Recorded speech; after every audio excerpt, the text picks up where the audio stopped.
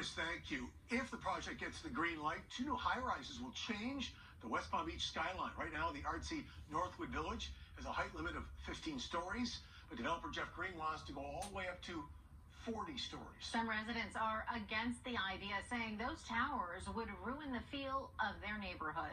Our Terry Parker joins us live tonight as the planning board reviews the proposal. Terry?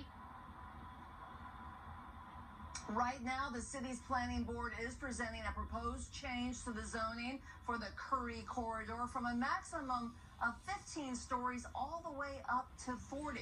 Some residents say that this is totally going to change the feel of this urban village plan that the city put into place back in 2002. But developer Jeff Green tells me that it will put West Palm Beach on the map.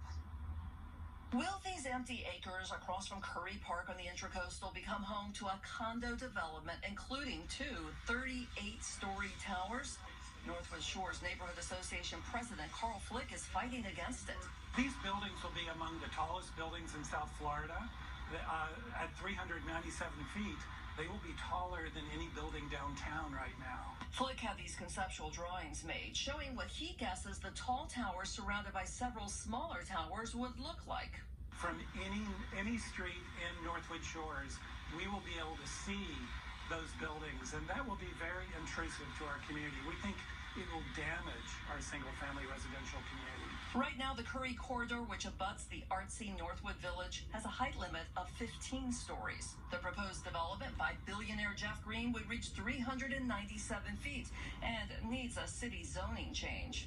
Green tells me world-renowned architects Herzog and DeMoran realized that if they covered his 20 acres with shorter buildings, it would cut off Northwood Village from Currie Park.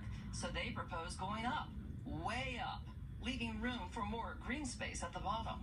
We love the idea of taller, skinnier buildings and much better views and much more open space. Yeah. And that's the trade-off. Green says at the initial neighborhood presentation 2 years ago, no one objected. Because people realize that they want to see this neighborhood developed. They're tired of homeless people living in the fields. And the only way it's going to make sense to develop a waterfront property is to get the height so people can have the views and to keep the space open. Flick disagrees. He says the city shouldn't cave into a developer and change the zoning. That if Green bows out, someone else will come develop something more harmonious with the neighborhood. We want something that's attainable and that people in the North End or anywhere in West Palm Beach could actually afford. So those residents who do oppose the new zoning change are expected to be at the planning board meeting that's happening right now inside City Hall. After the presentation, the proposed changes will go to the City Commission, who will then vote. Terry Parker, WPBF 25 News. Terry.